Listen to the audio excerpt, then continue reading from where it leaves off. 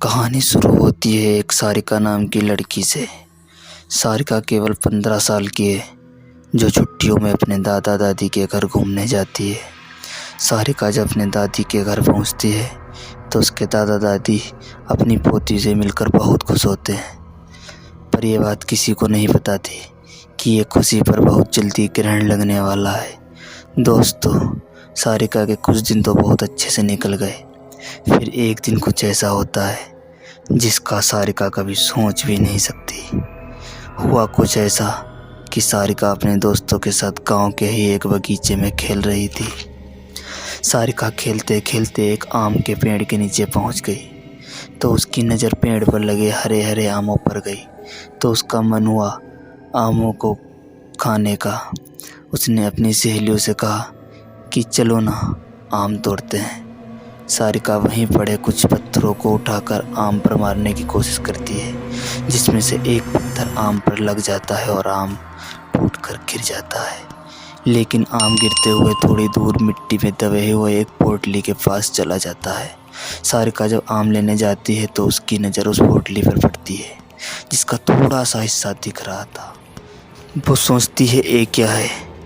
दोस्तों, सारिका केवल 15 साल की थी, ज़्यादा समझ उसमें नहीं थी, इसलिए वह पोटली को उठा लेती है और उसे खोल कर देखती है।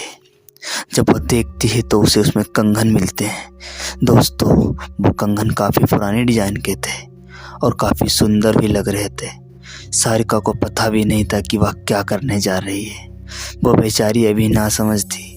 उसे यह भी नहीं पता था कि ये कंगन उसकी ज़िंदगी का सबसे भयानक हिस्सा बनने वाले हैं। कंगन बहुत सुंदर लग रहे थे, इस वजह से वह कंगन अपने साथ घर ले आई थी। घर आकर उसने सारी बातें अपनी दादी को बताई और जैसे ही उसकी दादी ने सारी बातें सुनी तो दादी के पैरों तले जमीन खिसक गई। फिर उन्होंने सारिका को जो बताया उसे सुनकर सारिका के हाथ पैर फूल गए। वह बहुत ज़्यादा डर गई थी। दोस्तों, दादी ने उसे बताया कि तू जिस पोटली की बात कर रही हो वो कोई साधारण पोटली नहीं है, वो एक चुड़ैल की पोटली है और तुम जो कंगन लेके आई हो वो कंगन उस चुड़ैल के हैं। तुम तो अनजाने में लाई हो, लेकिन वो चुड़ैल इसका बदला लेने के लिए ज़रूर आएगी। अब पता नहीं क्या होगा। रात हो गई थी। सारिका को डर भी लगने लगा। उसने डर कर पूछा, दादी कैसे आएगी और क्यों आएगी? दादी ने उसे समझाते हुए कहा कि पहले ऐसे ही भटकती आत्माओं को खाली पोटली में बंद कर दिया जाता था और ज़मीन में कहीं गाड़ दिया जाता था, और तुमने तो उस पोटली को ज़मीन से निकाला है और उसके कंगन भी लेकर आई हो, और इन कंगनों के साथ वो चुड़ैल भी आई है। वो चुड़ैल अपना बदला ज़रूर लेगी। दोस्तों, अब सारिका के साथ जो होने वाला था उसका अंदाज़ा आप लोग लगा भी नहीं सकते हैं। सारिका डरी ज़रूर थी, लेकिन उसको इन सब पर ज़्यादा विश्वास नहीं था, इसीलिए वो जाकर चुपचाप अपने कमरे में सो जाती है। उसी रात करीब 1 बजे उसके कमरे में अजीब अजीब हलचल होने लगती है। उसके रूम की लाइट अपने आप जलने और बंद होने लगती है। एकदम तेज़ होने लगती हैं, फिर एकदम हल्की हो जाती हैं और अजीब अजीब आवाज़ें उसके कमरे से आने लगती हैं। इन सब से सारिका की आंखें खुल जाती हैं और जब वो आंखें खोलती है तो देखती है कि लाइट नहीं है। वो अपने बिस्तर के बगल में रखे टेबल पर पानी पीने के लिए जैसे ही मुड़ती है उसके होश उड़ जाते हैं। दोस्तों, वो देखती है कि टेबल के पीछे कोने में कोई औरत बैठी है जिसकी आंखें एकदम लाल हैं और एक टक उसे ही घूरे जा रही है। सारिका चिल्लाते हुए अपनी दादी के पास भागती है, पर वो दादी के कमरे से दादी गायब थी। उसे दादी कहीं नज़र नहीं आ रही थी। वो भागते हुए बरामदे में जाती है तो क्या देखती है कि दादी ज़मीन पर पड़ी हुई हैं। सारिका उनको उठाने की बहुत कोशिश करती है, लेकिन वो नहीं उठती। अब सारिका और भी ज़्यादा डर चुकी थी। दोस्तों, ये देखकर वो और भी ज़्यादा डर गई और भागते हुए अपने दादा के कमरे की तरफ जाती है। लेकिन उसके दादा भी कमरे में नहीं थे। वो उसे कहीं नज़र नहीं आ रहे थे।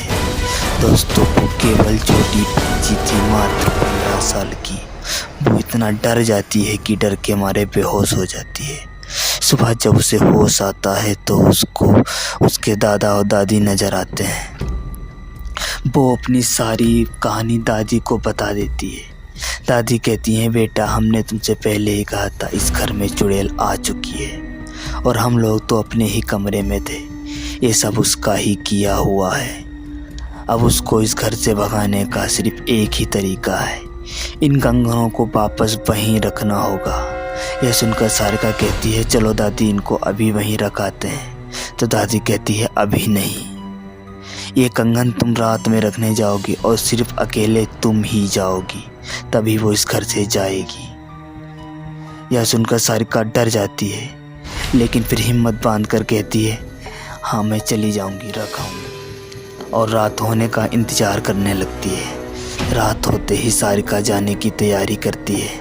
तभी दादी उसके हाथ में मंत्रों से बना हुआ एक ताबीज़ बांध देती है। दोस्तों, ये रात सारिका के लिए बहुत ही डरावनी होने वाली थी। अब सारिका अकेले ही बगीचे की तरफ चल देती है। जैसे ही थोड़ी दूर जाती है, उसे किसी के रोने की आवाज़ आती है। लेकिन दादी ने उसे पहले ही बता दिया था कि वो चुड़ैल तुम्हें अपनी तरफ खींचने की कोशिश की थी, लेकिन तुम उसकी तरफ ध्यान मत देना। सारिका उस बात का ध्यान रखते हुए अपने ईयरफोन्स लगा लेती है और आगे बढ़ जाती है। लेकिन कुछ दूर जाने के बाद उसका फ़ोन भी काम करना बंद कर देता है। फिर भी वो हिम्मत करके आगे बढ़ती रहती है और कुछ देर में बोतली के पास पहुंच जाती है। तभी उसे महसूस हुआ कि उसके पीछे कोई खड़ा है। पर उसे दादी ने यह भी बताया था कि तुम उसकी तरफ ध्यान मत देना, तुम उसकी तरफ मत देखना। डर के मारे सारिका के पसीने छूट रहे थे। वो पूरी तरह पसीने से भीग चुकी थी। फिर भी वो हिम्मत करके जैसे तैसे पोटली खोल के कंगन उसमें रख देती है और वापस ज़मीन में गाड़ देती है और आंखें बंद करके बहुत तेज़ी से वहाँ भागती है और सीधे आके अपने घर रुकती है। चुड़ैल से तो उसका पीछा छूट चुका था दोस्तों, लेकिन वो 2 रातें उसके जीवन की सबसे मनहूस रातें हो चुकी थी। वो इतनी बुरी तरह डर चुकी थी दोस्तों कि दूसरे दिन ही वो अपने घर चली जाती है। सारिका की ज़िंदगी का वो खौफनाक हिस्सा वो आज भी सोच कर काँप जाती है। तो दोस्तों, आपको ये वीडियो कैसी लगी है हमें कमेंट बॉक्स में ज़रूर बताएं।